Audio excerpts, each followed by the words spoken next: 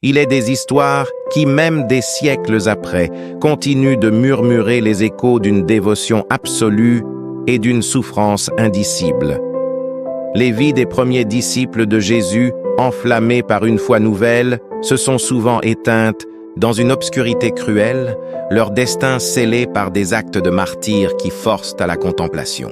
Leur fin n'était pas de douce transition, mais des adieux déchirants à un monde qui refusait de comprendre la lumière qu'ils portaient. Voici, avec une tristesse contemplative, les manières dont ces porteurs de la parole ont quitté notre monde. Saint Pierre, Simon-Pierre. Le roc sur lequel l'Église fut bâtie ne connut pas une fin paisible. À Rome, sous le règne de Néron, il fut condamné à la crucifixion.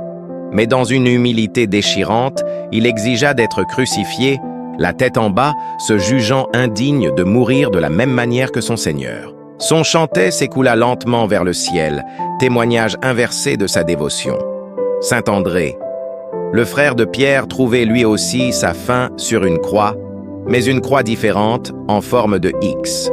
En Achaïe, il fut attaché plutôt que cloué, une agonie prolongée pour qu'il puisse continuer à prêcher aux foules pendant 2 jours. Ses paroles s'éteignent à mesure que la vie le quittait. Quelle horreur que d'entendre encore la voix d'un mourant. Cliquez sur le lien qui se trouve sur la vidéo pour découvrir comment sont morts tous les autres.